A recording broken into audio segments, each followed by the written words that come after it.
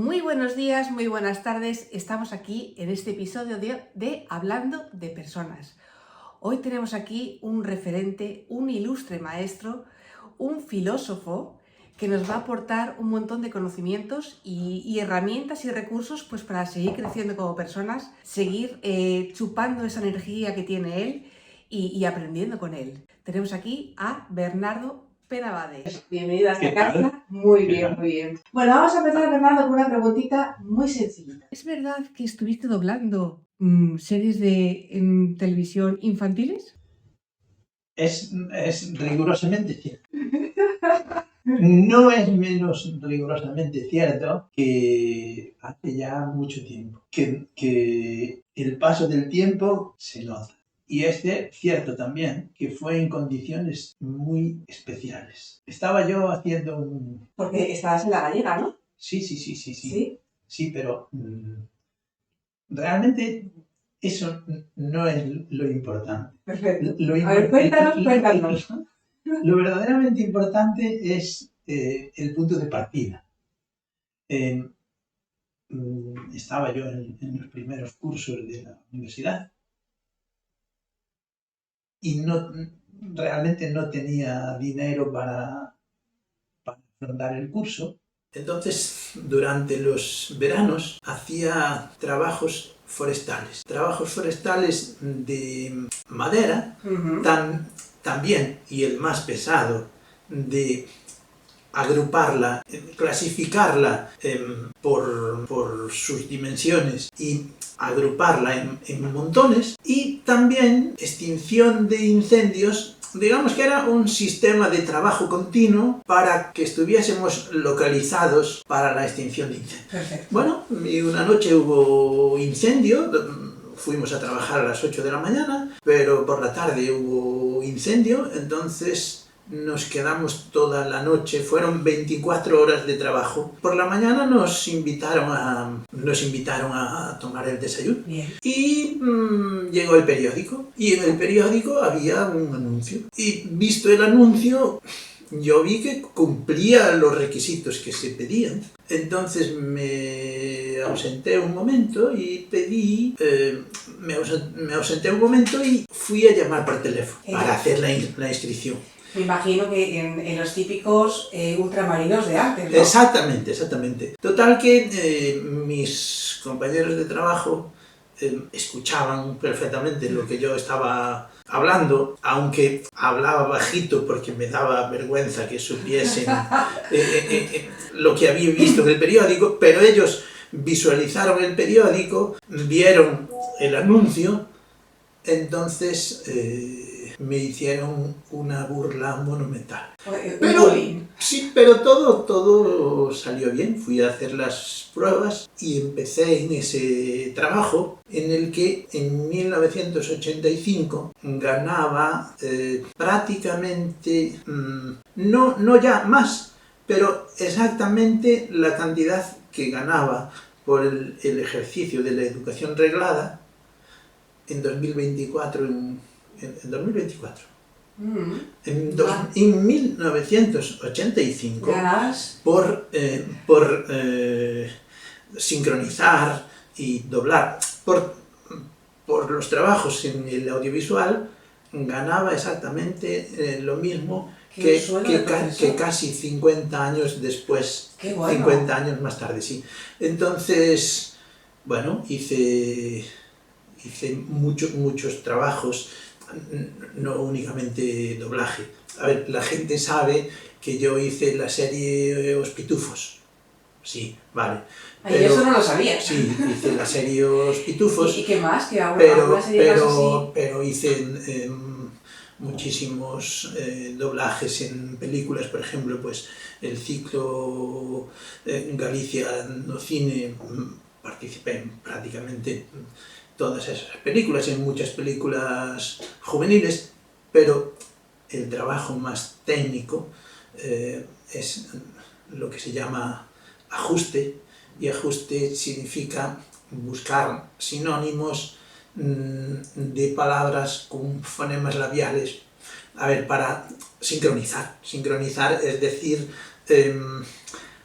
aunque se varíe un poco el mensaje, buscar que se sincronice en boca. En boca. Sí, Es decir, hablamos de traducción de castellano a gallego, sí, obviamente. O de inglés, O de inglés. o mucho de catalán, de francés, y mucho de catalán. Yo traduje bastante de catalán, pero más allá de la traducción, que no fue mi actividad principal, realmente en la actividad que he trabajado muchísimo y en la que 40 años después me siento plenamente capacitado para retomarla, es en la sincronización.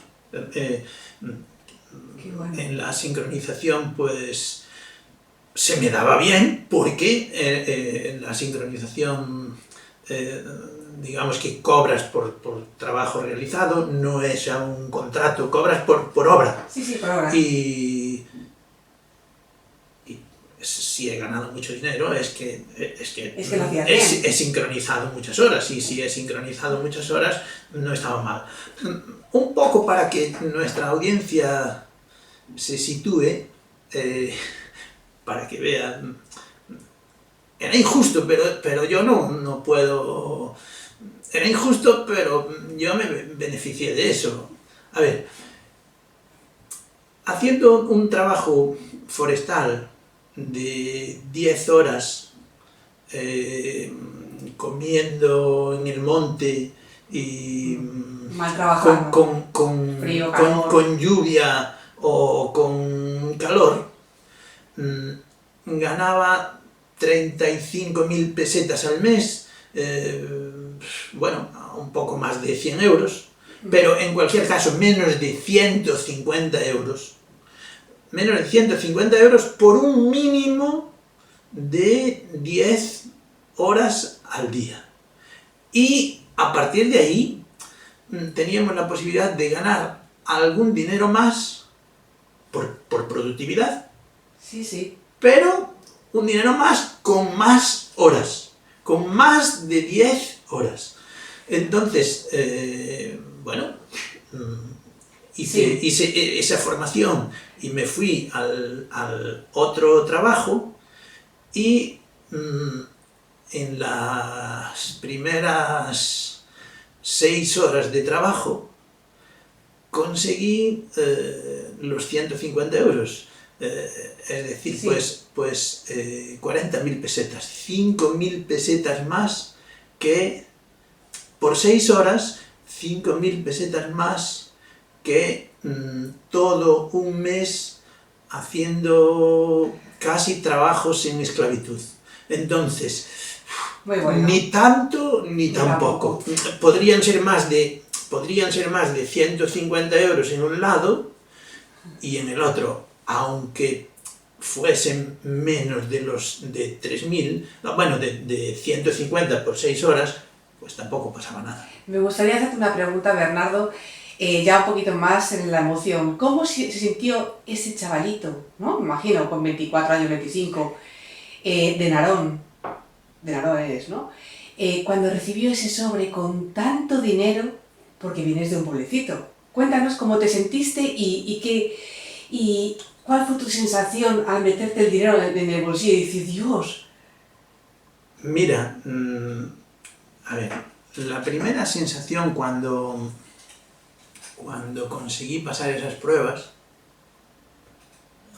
fue precisamente pensar en la importancia de la educación. Nunca, solo un momento antes, cuando yo tenía 15 años, me llamó un perito agrícola para ayudarle en unos repartos de herencias. Él hacía el trabajo y yo hacía el trabajo de mecanografía y algunas cuestiones de cálculo. Bien, tenía 15 años y él me pagó por ese trabajo, y ya ahí sentí autoestima. Bien. Porque por primera vez con 15 años entró un dinero en mi bolsillo como compensación al esfuerzo de estudiar. Pero claro, eso fue unos días, fue una colaboración puntual que estuvo muy bien, me estimuló, pero presentarse a una prueba en que participan 5.000 personas y menos de 100 tienen la posibilidad de hacer un curso remunerado, pues eso me hizo reflexionar. Hablabas del sobre. No fue un sobre, aunque hace justo 40 años, me acuerdo perfectamente. Yo llevé el trabajo y el responsable de ese área pues dijo, bueno, ya sabe que hay que hacer un control de calidad, tiene que esperar sobre media hora porque tenemos que asegurarnos de que el trabajo está bien hecho.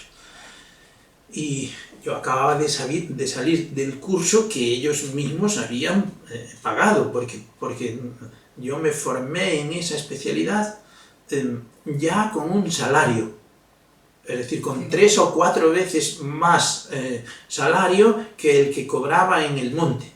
Qué bueno. Bien, y bien, a los 20 minutos, un cuarto de hora, 20 minutos, una mujer le dijo, señor Jarritu, que era vasco y se apellidaba efectivamente así, señor Jarritu. ¿No? Sí. Realmente eso no es lo importante. Perfecto. A ver, cuéntanos. Lo verdaderamente importante es el punto de partida. Estaba yo en los primeros cursos de la universidad y realmente no tenía dinero para afrontar el curso. Entonces, durante los veranos, hacía trabajos forestales de cortar madera, también, y el más pesado, de clasificarla por sus dimensiones, y también extinción de incendios. Perfecto. Bueno, y una noche hubo incendio, fuimos a trabajar a las 8 de la mañana, nos quedamos toda la noche, fueron 24 horas de trabajo. Por la mañana nos invitaron a tomar el desayuno y llegó el periódico. Y en el periódico había un anuncio. Y visto el anuncio, yo vi que cumplía los requisitos que se pedían. Fui a llamar por teléfono. Me imagino que en los típicos ultramarinos de antes, ¿no? Exactamente. Total que mis compañeros de trabajo escuchaban perfectamente lo que yo estaba, aunque hablaba bajito porque me daba vergüenza que supiesen. Pero todo salió bien. Fui a hacer las pruebas y empecé en ese trabajo en el que en 1985 ganaba exactamente la cantidad que ganaba por el ejercicio de la educación reglada en 1985 por sincronizar y doblar. Ganaba exactamente lo mismo que casi 50 años después. Qué bueno. 50 años más tarde, sí. A ver, la gente sabe que yo hice la serie Los Pitufos. Eso no lo sabía. Sí, hice la serie Los Pitufos. ¿Y qué más? Pero hice muchísimos doblajes en películas, por ejemplo, pues en Galicia no cine, participé en prácticamente todas esas películas, en muchas películas juveniles, pero el trabajo más técnico es lo que se llama ajuste, y ajuste significa buscar sinónimos de palabras con fonemas labiales, para sincronizar, buscar que se sincronice en boca. En boca. Sí, Es decir, hablamos de traducción de castellano a gallego, sí, obviamente. O de inglés, o mucho de catalán, de francés, y mucho de catalán. Yo, digamos que cobras por trabajo realizado, no es ya un contrato, cobras por obra. un poco para que nuestra audiencia se sitúe, era injusto, pero yo me beneficié de eso. Haciendo un trabajo forestal de 10 horas, comiendo en el monte, con lluvia, con calor, ganaba 35.000 pesetas al mes, bueno, poco más de 100 euros, pero en cualquier caso menos de 150 euros. Y a partir de ahí teníamos la posibilidad de ganar algún dinero más por productividad, pero un dinero más con más horas. Y me fui a otro trabajo. En las primeras 6 horas de trabajo conseguí los 150 euros. Me gustaría hacerte una pregunta, Bernardo, ya un poquito más en la emoción. ¿Cómo se sintió ese chavalito, ¿no? Me imagino, con 24 años, 25, de Narón eres, ¿no? Cuando recibió ese sobre con tanto dinero, porque vienes de un pueblecito. Cuéntanos cómo te sentiste y cuál fue tu sensación al meterte el dinero en el bolsillo y decir, Dios. No fue un sobre, me dio un cheque. Ay, claro. Me dio un cheque, me dio un cheque como resultado de ese trabajo puntual, y a mí me dio vergüenza mirarlo. Ella me dio un cheque, yo lo doblé sin mirar y no lo miré hasta salir del edificio, y al salir del edificio, pues eso, veo 5.000 pesetas más que todo el trabajo de un mes. Mi padre, que era escéptico con respecto a la formación posterior al colegio, no quería que fuese al instituto y mucho menos a la universidad. Estaba muy preocupado por eso, porque tenía la visión de que de que la universidad era un nido de holgazanes y que se aprendía la mala vida. Cuando vio las primeras nóminas y vio que no era solo una, sino que eso se continuaba, rompió a llorar y dijo que equivocado estaba yo, que no veía estas posibilidades. Y me miró fijamente y me dijo, mira bien, ahorra, economiza, ahorra, porque está claro que esto no puede durar a la bancarrota. Es el optimismo de antes. Entonces, antes de que se produzca el colapso, ahorra para guardar cuanto más mejor, porque no va a continuar. Sí. Luego te preparaste para profesor, ¿no? ¿Estudiaste filosofía? Filología, sí. ¿Filología o filosofía? Filología. Filología. Lengua y literatura. Eres de los míos. Lengua y literatura, y en cuarto y quinto combiné esas dos facetas. Combiné el trabajo remunerado con los estudios.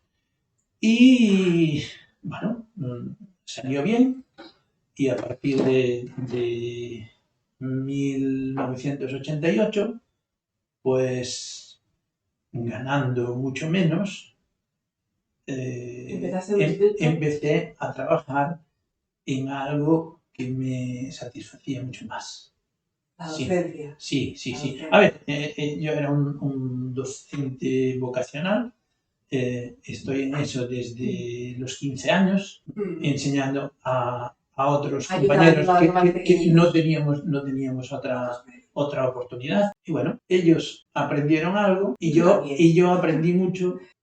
¿Cómo fue tu primer día de instituto recién aprobado la oposición? ¿Cómo te sentiste? Como profe, jovencito. Sí, mira, fue un proceso muy rápido. Contrariamente a lo que puede pasar hoy, fue un proceso rapidísimo, porque acabé la carrera y todavía estaba trabajando y bueno, fui a buscar la última nota, estaba aprobada. Entonces me surgió la primera oferta y en un colegio religioso en Valdeorras. Y ahí fue mi primera clase. Marché de Santiago en tren, todavía no conducía, tenía 23 años y no tenía carnet de conducir. Entonces me marché en el tren y salí del tren dejaba la estación de Santiago de Compostela y me caían las lágrimas. Y me caían las lágrimas no de tristeza ni de alegría, eran dos sentimientos, porque era dejar una etapa, dejar Santiago de Compostela, una etapa fundamental en mi vida, y al mismo tiempo era la inmensa alegría de iniciar un nuevo trabajo para el que me había formado. Entonces era la culminación de un camino que había llegado a la meta. Y eso me recibieron unos grupos de chicos de entre 12 y 18 años, exactamente como hoy, pero en aquel momento con sistemas distintos, entre séptimo de EGB y el antiguo COU, pues de 40 por aula. Madre mía. De 40 por aula en el otro extremo de Galicia, pero bueno, con la satisfacción de tener un título debajo del brazo que me capacitaba para eso. Por tanto, había cumplido los objetivos marcados. Sí, te has marcado. ¿En casa qué te dijeron? En casa fue inicialmente fue pues estar a la expectativa. Cierto es que en el sector, en ese colegio, pues se trabajaba más, se ganaba menos, pero aún así era un salario superior a la media. Entonces estaban felices. De hecho, bueno, pues hicimos uno de estos encuentros más felices que se pueden tener, porque hubo una reunión familiar en la que digamos que fue la despedida de los estudios y la bienvenida al mundo del trabajo, y tuvimos problemas para encontrar sitio porque nos reunimos casi 60. ¿Tu familia que es muy, sí, muy grande? mis padres, mis hermanos, mis cuñadas, mis sobrinos, y como tenemos muy buena relación, pues también los primos, y guardo con muchísimo cariño un pequeño cuadro de Sargadelos con placa de plata conmemorativo de ese momento. Bonito. Eso marca un nivel. Un inicio. Sí, un sí, inicio, ¿no? Sí. Qué bueno. Yo creo que así entre personas de extracción humilde, me parece que fue un privilegio. No es común. No es nada común. Sí. Y hay también otro elemento difícil de olvidar, porque en ese mismo día de la licenciatura conocí a mi hermano mayor, que venía de Venezuela, y que yo no sabía que había venido. Bueno. Entonces, cuando fui a encargar la cena, porque estamos hablando de que la comunicación de la licenciatura pues fue a las 8:30 o 9 de la mañana, y a las 9 de la noche estábamos cenando. Es decir, a ver dónde encuentras a alguien a quien le expones esto y organiza un banquete, ¿A quién le expones esto? Pues a la 1 de la tarde, porque estábamos en Santiago. De Santiago había que hacer 150 kilómetros hasta casa. y 150 kilómetros en autostop. Y a la 1 de la tarde solucionamos para hacer esa cena a las 9 de la noche. Y la señora Consuelo dijo que, a ver, que no podía ser algo a la carta, Bueno, pero no se trata de eso, se trata de conseguir un sitio donde estamos alrededor de la mesa, lo que tú puedes hacer. qué bonito. Pues esto ya está. Qué bonito. Y lo de tu hermano también. y entonces, bueno, yo invité a todos los que estaban en la barra en ese momento, porque ya dije antes que en ese momento el problema de dinero no tenía, ninguno, porque llevaba ya un tiempo trabajando con un muy buen salario. Entonces, bien, invité a todas esas personas que estaban ahí y un señor dijo que quería saber por qué motivo era la invitación, y ya al hablar y al verlo, ya vi a mi padre y ya me di cuenta de quién era ese hombre que estaba ahí. Entonces, bueno, nos dimos un abrazo y nos conocimos, Ay, nos Dios. conocimos Qué bonito. en esa taberna de aldea. La aldea. Sí, Claro sí. que sí. Claro Por que eso, sí. fíjate, Lo tienes aquí. fíjate que fácil es improvisar sobre estas cuestiones. Querer hacer las cosas, querer hacer cosas Exacto. por los demás y sobre todo celebrarlo, porque hoy estamos aquí y mañana a lo mejor no. Exactamente. Exactamente. Entonces, hablar sobre eso no me cuesta nada, porque son recuerdos que están muy bien grabados. Sí, sí, No es sí. imposible olvidar esas cosas. ¿Cómo vas a olvidar que conociste un hermano con 23 años? Obvio, obvio. Claro. Después del barco de Valdeorras,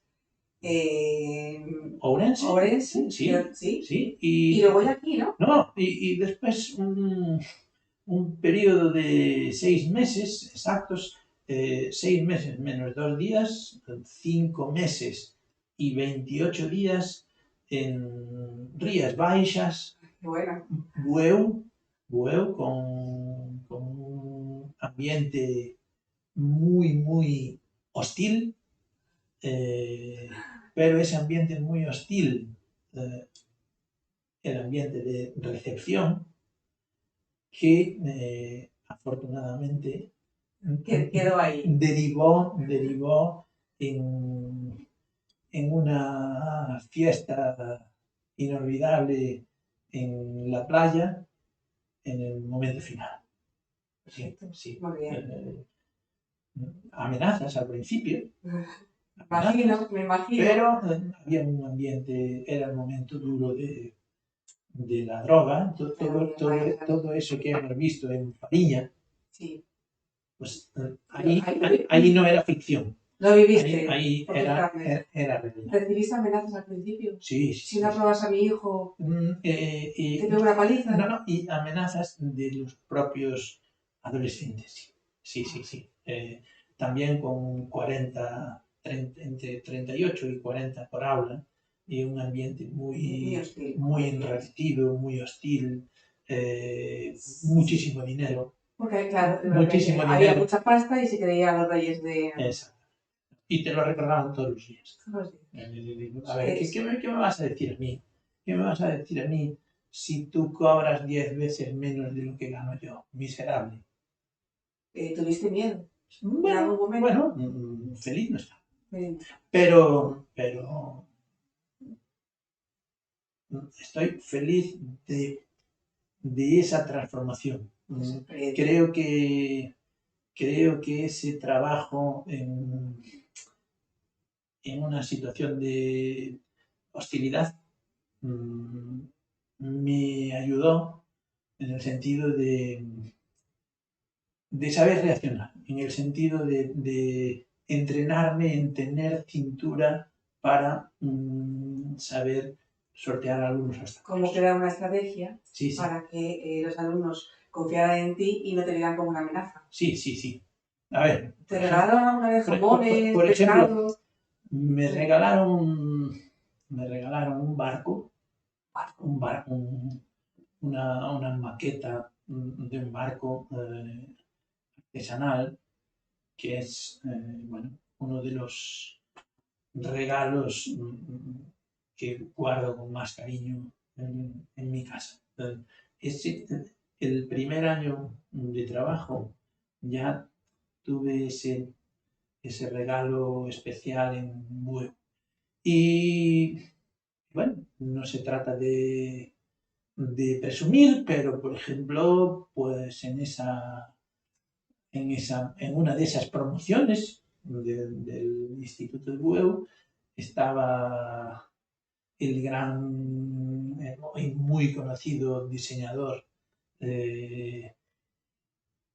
da Silva, o Bichero, que es el diseñador de Faro de Vigo y que hace exposiciones, publica libros con sus viñetas, colabora con Carlos Blanco y en fin, hoy publica en los periódicos Y tú lo formaste. y antes mientras yo explicaba, él hacía caricaturas en clase.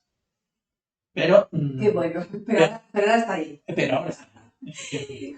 ¿Qué diferencia ves? Vamos a hablar un poquito del tema de comportamiento, de compromiso, de hábitos o malos hábitos. ¿Qué diferencia ves de cuando empezaste, ahora que nos acabamos de jubilar, el alumnado? Son momentos distintos. Son momentos distintos. A través de la evolución. Pero lo fundamental continúa exactamente igual. Me explico. A ver, hay conquistas muy claras y muy positivas. Primero, la escolarización hasta los 16. Bien.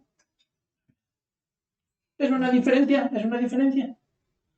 Es una conquista social que después se pierde en 3 meses. Una conquista de 20 años se pierde en 3 meses. Pero es así que fue una conquista porque los chicos de entre 14 y 16 años no hacían nada bueno en las calles. Obvio. Entonces, Obvio. ¿que eso costó dinero? Sí, pero se ha ahorrado mucho en conflictos. Se racionalizó el gasto, porque no creo que hayamos gastado nada más, simplemente que lo hemos gastado en educación y con buenos resultados. Comportamiento. Se redujeron las ratios, claro. Hoy un grupo de 40 es impensable. Hoy es un grupo de 25, entre 20 y 25, pero no ese grupo de 40. La atención a la diversidad, la orientación, los servicios de orientación educativos, otra gran conquista. Otra gran conquista, la atención a la diversidad. Nuestra común amiga Lucía Rivas, fotógrafa, en el sistema antiguo no tenía cabida. Estaba en casa. Sería un elemento decorativo. Pero gracias a la inclusión educativa, hoy es una persona con absoluta autonomía. Independiente. Claro. Formada. Exacto. Entonces, esos cambios enormes. Totalmente de acuerdo. ¿Qué consejo, Bernardo, les dirías a las familias para incentivar y para que sus hijos quieran lo que es el estudio, quieran seguir formándose sin tirar la toalla, sin verse mermados, sin verse evaluados por esos test que decías tú, diagnósticos que realmente no valen para nada? ¿Qué les dirías como filólogo, experto, ya con una trayectoria profesional increíble? Un consejito para ellos. Sí, es difícil darles un consejo sin que vean en mí un profesor y además un profesor de gallego. Para las familias, el profesor genera desconfianza y profesor de gallego significa un descrédito monumental. Yo les hablaría como padre, como apoyo de un centenar de chicos y chicas que nunca fueron alumnos míos. A ver, hay chicos y chicas de mi parroquia a quien si yo no les hubiese ayudado, no tendrían una ayuda inmediata. Entonces, la existencia, la reflexión sobre la evolución de esas 100 personas que no fueron alumnos míos, creo que puede hacerlos reflexionar. Primero, por encima de todo, si son capaces en casa, pues en casa. Pero la primera cuestión es enseñar a leer. ¿Por qué? Porque hay chicos y chicas europeos nacidos aquí que con entre 15 y 16 años no tienen una lectura fluida. Eso es lo primero. Por la escuela, por la familia, por lo que sea, pero hay más de un 20% de jóvenes de entre 14 y 16 años que son incapaces de leer un libro. Son incapaces de leer en una junta de la comunidad del edificio, son incapaces de leer el acta. Pueden decir que esto es una exageración.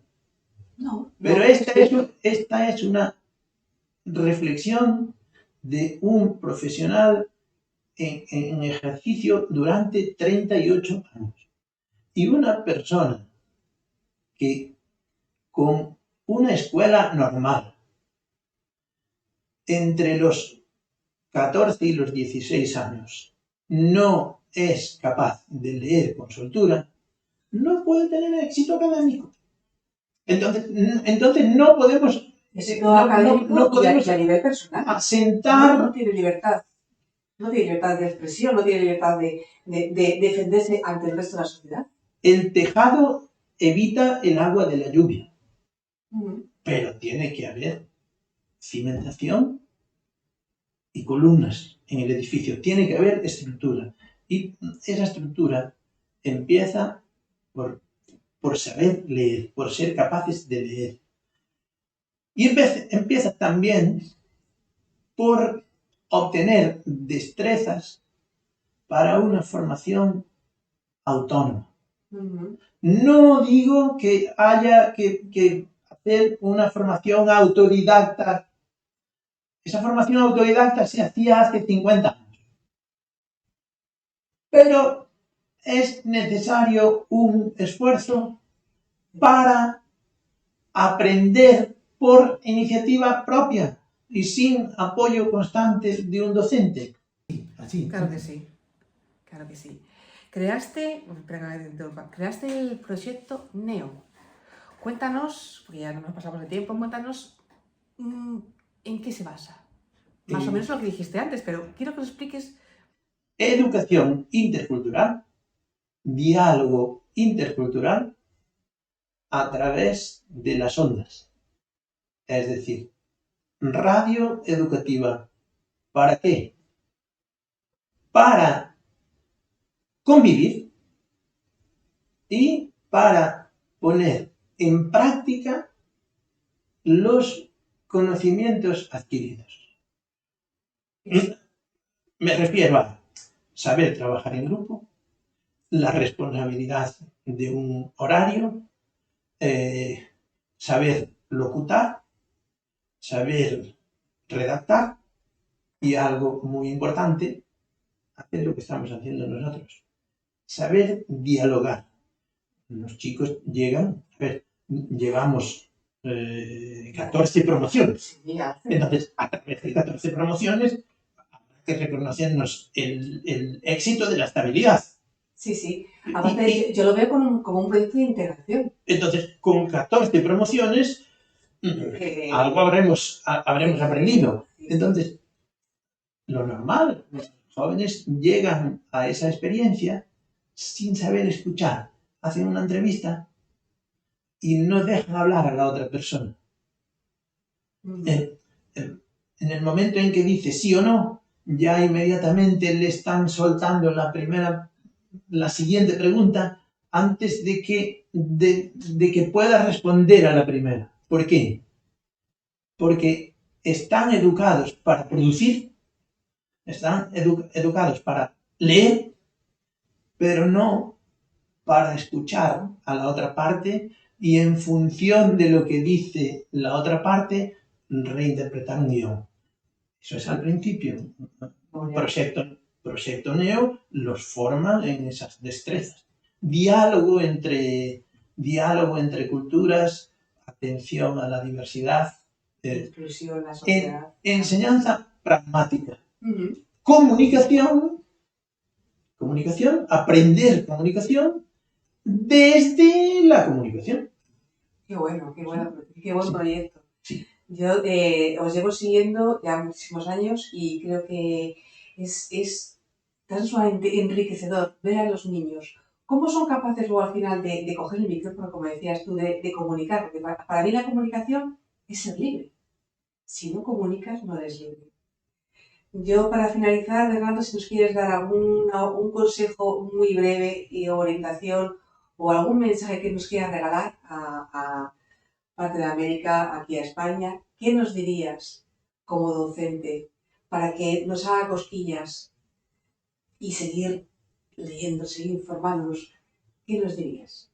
Que la educación nos hace libres, que hay que encararla con optimismo, que el motor de la motivación es el personal docente y que si es en esa motivación se gasta mucha energía y ya no se puede más o casi no se puede más, pues si las circunstancias lo permiten, saber poner punto y final y agarrar la manilla para marchar. Muchísimas gracias. Bueno, hemos estado con Bernardo Penabade, un gran maestro, un gran mentor que ha conseguido reeducar, integrar a muchos jóvenes, tanto aquí en nuestro pueblo, en la Bahía Lucense, como en el resto de las comarcas. Gracias y hasta la siguiente. Chao, un placer.